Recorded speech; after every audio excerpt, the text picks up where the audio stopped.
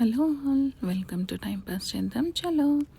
ఇవాళ నేను ఒక హెల్తీ రెసిపీ మష్రూమ్తో చేసి చూపించబోతున్నానండి. అది వాల్నట్స్తోని. ముందుగా ఒక 10 to 15 walnuts, 2 spoons of pumpkin seeds dry roast చేసుకోవాలి. మంచిగా కొంచెం పచ్చివాసన పోయే వరకు రోస్ట్ చేసుకొని పక్కన పెట్టుకోవాలన్నమాట. ఇప్పుడు అదే కడాయిలో ఆయిల్ పోసుకొని ఇందులో షాహీ జీరా, కొంచెం పెప్పర్ కార్న్స్, ఇంకా లవంగాలు వేసుకొని కొంచెం వేగినాక ఇందులో ఒక 4-5 పచ్చిమిర్చి వేసుకొని ఫ్రై చేసుకోవాలి.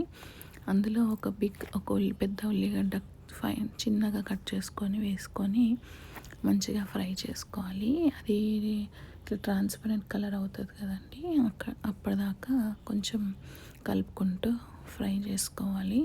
మీరు కావాలంటే ఒక చిన్న చిట్కా, కొంచెం సాల్ట్ వేసుకుంటే తొందరగా ఫ్రై అవుతుంది. అది ఫ్రై అయిన తర్వాత ఒక స్పూన్ పసుపు వేసుకున్న తర్వాత ఒక స్పూన్ జింజర్ గార్లిక్ పేస్ట్ వేసుకోవాలి. అది పచ్చివాసన పోయే వరకు కొంచెం బాగా ఫ్రై చేసుకున్న తర్వాత ఇప్పుడు మష్రూమ్స్ మంచిగా కడుక్కొని ఈ ఉల్లిగడ్డల దాంట్లో వేసేయాలన్నమాట. మష్రూమ్స్ నేను ముందుగా ఏం చేస్తానంటే హాట్ వాటర్లో కొద్దిగా పసుపు, సాల్ట్ వేసి మష్రూమ్స్ వేసి పెడతానండి ఒక 5 minutes. ఆ తర్వాత హాట్ వాటర్ అంతా అది వాటర్ తీసేసి మళ్ళీ వేరే వాటర్తో కడిగి పెట్టుకుంటాను. ఇప్పుడు ఇందులో వేసిన తర్వాత మంచిగా కలుపుకోవాలి. మష్రూమ్స్ ఏంటి అంటే కొంచెం వాటర్ ఊరుతుందన్నమాట అట్లా. సో కలుపుతుంటే కొంచెం వేడెక్కినాక దాంట్లో నుంచి వాటర్ వస్తుంది. ఆ వాటర్ పోయే వరకు మనము ఫ్రై చేసుకోవాలి. ఈ ఫ్రై అది అవుతున్నప్పుడు మనం ముందుగా రోస్ట్ చేసుకున్న పంప్కిన్ సీడ్స్, వాల్నట్స్లో ఒక 2 టమాటాలు కట్ చేసుకొని గ్రైండర్లో వేసుకొని పేస్ట్ చేసుకోవాలి. ఇప్పుడు ఆ పేస్ట్ ఈ వాటర్ పోయిన మష్రూమ్స్ ఫ్రై చేసాం కదా అందులో వేసుకొని మంచిగా కలుపుకోవాలి అన్నమాట.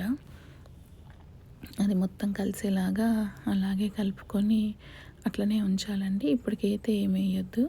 కొంచెం ఆ టమాటా ఉడకాలి, పచ్చివాసన అంతా పోయే వరకు అలాగే ఉడకనివ్వాలి అన్నమాట.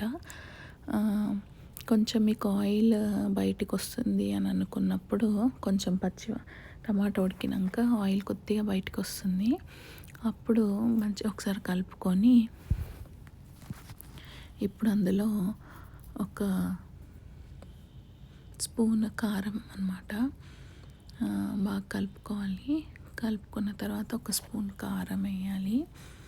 కారం వేసిన తర్వాత ఉప్పు కూడా వేయాలి. ఉప్పు ఇప్పటిదాకా వేయలేదండి మనము. సో సరిపడా ఉప్పు వేసుకొని కారం వేసుకొని ఆల్రెడీ పచ్చిమిర్చీలు వేసాం కదా, అవి చూసుకొని వేసుకోండి కారము.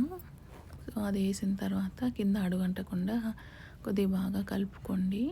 కలుపుకున్న తర్వాత ఇప్పుడు వాటర్ పోసుకోండి. ఇంతకుముందు జార్ అయితే ఏదైతే గ్రైండ్ చేసామో దానికి కొంచెం ఉంటుంది కదా పేస్ట్, దాంట్లో వాటర్ పోసుకొని అది కొంచెం నీట్గా తర్వాత ఆ వాటర్ ఇందులో పోసేయండి.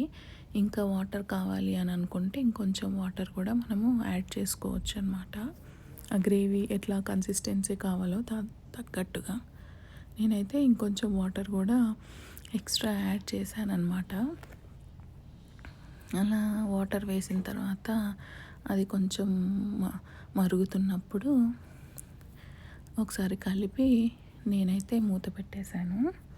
ఒకసారి బాగా కలిపి మరుగుతున్నప్పుడు మూత పెట్టేయాలన్నమాట.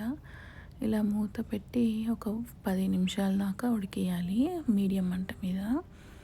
ఇప్పుడు లాస్ట్కి ఒక స్పూన్ ధనియా పౌడర్ వేసి కొంచెం కొత్తిమీర కూడా వేసుకుంటే మన వాల్నట్ మష్రూమ్ మసాలా రెడీ అయిందండి. వాల్నట్స్ చాలా హెల్త్కి మంచిది, omega-3 ఉంటుంది. అలాగే పంప్కిన్ సీడ్స్ కూడా మెగ్నీషియం ఉంటుంది కదా, పిల్లలకి చాలా హెల్తీ అన్నమాట. చాలా సింపుల్ ప్రాసెస్, ఎక్కువ మసాలాలు అవి లేకుండా. అండ్ మష్రూమ్స్ కూడా వైటమిన్ డి ఉంటుంది కదా, సో కంపల్సరీ వీక్లీ ఒక్కసారన్నా ఇంక్లూడ్ చేసుకోండి మీ ఫుడ్లో. చాలా హెల్త్ బెనిఫిట్స్ ఉన్నాయి దీనికి. సో ఒకవేళ మీ పిల్లలు వాల్నట్స్ తినట్లేదు అనుకుంటే ఇలా ఒక గ్రేవీ కర్రీస్లో యూస్ చేయండి, బాగుంటుంది. అంతే అండి, మీ వాల్నట్ మష్రూమ్ మసాలా రెడీ అయిపోయింది. చాలా టేస్టీ ఉంది. Thank you.